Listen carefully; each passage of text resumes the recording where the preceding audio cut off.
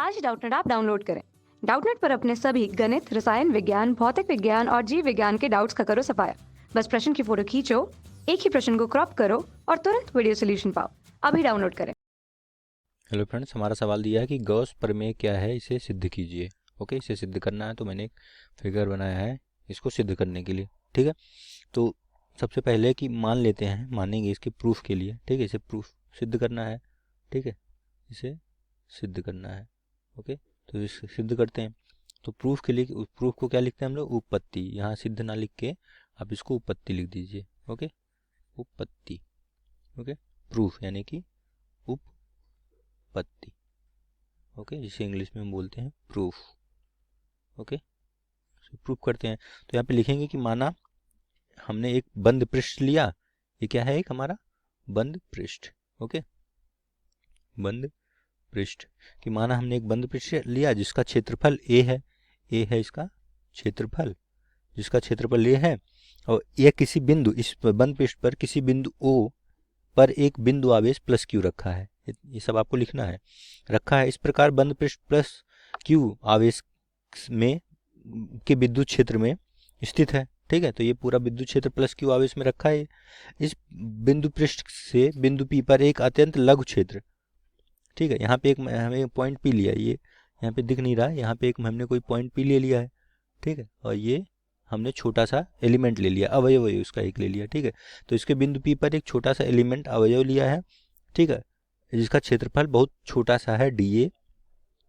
ठीक, और इस बिंदु P से O की दूरी जो है हमारी, O से P की दूरी हमारी जो है वो R है, स्मॉल r। ठीक है, अब इस लघु क्षेत्र को DO को एक अभिलंब हमने खींचा जिसे PN है। ठीक है, तो PN उस पे अभिलंब है। ओके, अभिलंब। ठीक है, और जो R है वो दूरी है P से O की। ओके, अब इस दिशा में क्षेत्रीय वेक्टर dA द्वारा प्रदर्शित किया गया है। ठीक है, और dA से हम क्षेत्रीय वेक्टर प्रदर्शित कर रहे हैं P से N को। ओके, अब बिंदु P पर Q आवेश के कारण उत्पन्न विद्युत क्षेत्र की तीव्रता क्या होगी? ठीक है, तो अब तो यहाँ पे लिखेंगे कि बिंदु, ओके, बिंदु P पर आवेश Q की वजह से या Q के कारण, आवेश Q के कारण विद्युत क्षेत्र की तीव्रता, विद्युत क्षेत्र की तीव्रता। ओके, तीव्रता ये लिखेंगे, क्या हो जाएगी? ये E से डिनोट करते हैं, तो E बराबर यहाँ से आ जाएगा 1/4 pi epsilon not into Q by R square. यही होगा ना?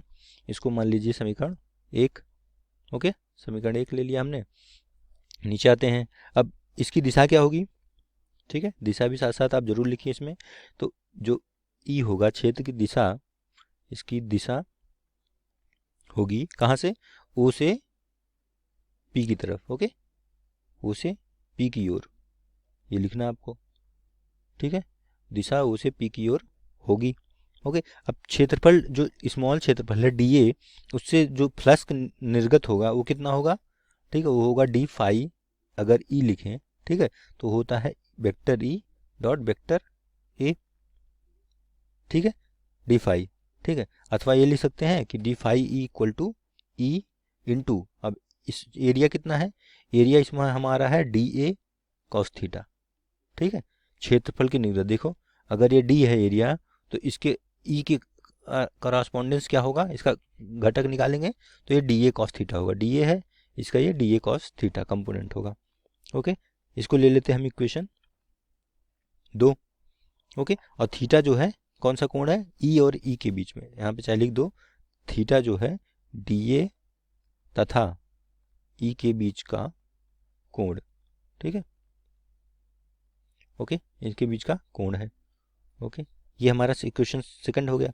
अब समीकरण 1 में समीकरण 2 से मान रखने पर, ओके, तो समीकरण 1 से E का मान समीकरण 2 में रखने पर, ओके, 2 में रखने पर तो क्या हो जाएगा हमारा? d of phi E, flux जो होगा वो क्या होगा? E की वैल्यू यहाँ से है 1/4 pi epsilon not into Q by R square into dA cos theta. Okay, इसको लिख सकते हैं Q by 4 pi epsilon not into D A cos theta by R square. इसको अलग क्यों कर लिया? क्योंकि हम इसका समाकलन करेंगे, ठीक है, डिफरेंस इंटीग्रेशन करेंगे, ठीक है। अब यहाँ पे जो D A cos theta by R square है वो क्या है? अब यहाँ पे जो अब देख सकते हैं कि ये जो है हमारा आंतरिक घन कोण है, ठीक है। ये डी ए कॉस थीटा, इसलिए इसे अलग किया गया है, ठीक है।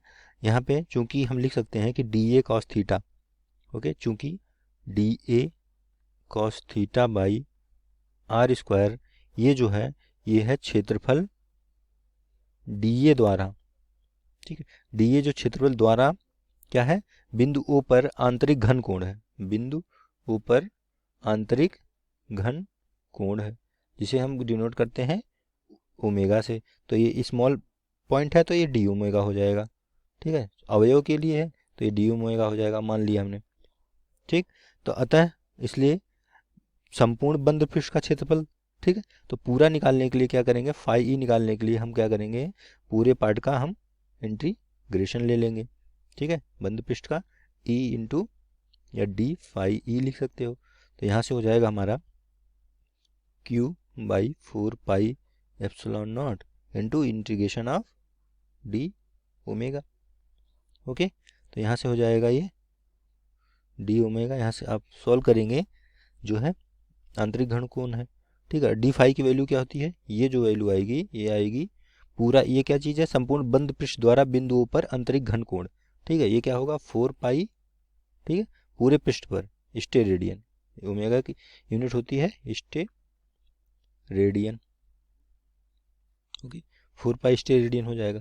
तो यहाँ से आप निकालेंगे तो हमारी फाई ई की वैल्यू जो आएगी वो आ जाएगी Q upon 4 pi epsilon not into 4 pi, okay. तो यहाँ से आ जाएगा फाई ई इक्वल टू 4 पाई से 4 पाई कट जाएगा, Q upon epsilon not, okay. ये वैल्यू हमारी आ जाएगी, इसे आप लोग ब्रैकेट में बंद कर लीजिए। यही क्या है? हमारा गॉस का नियम है, ठीक है। तो यही जो इक्वेशन हमारा 4 आएगा, आई थिंक 3 या 4 जो भी हो, ये हमारा यही क्या है? गॉस की प्रमेय है, ठीक है। यही हमें प्रूफ करनी थी, ठीक है। गॉस की प्रमेय है, इति सिद्धम लिख सकते हैं, ठीक है, कि यह सिद्ध हो गया। यहाँ से लिख सकते हैं आप इति सिद्धम, मतलब इस प्रकार यह सिद्ध हो गया, ओके। ये हमारा आंसर हो जाएगा। कक्षा 6 से 12वीं से लेकर नीट, IIT, JEE वो एडवांस के लेवल तक 1 करोड़ से ज्यादा छात्रों का भरोसा। आज ही डाउनलोड करें डाउटनेट ऐप या व्हाट्सएप करें अपने सारे डाउट्स 8400 400 400 पर।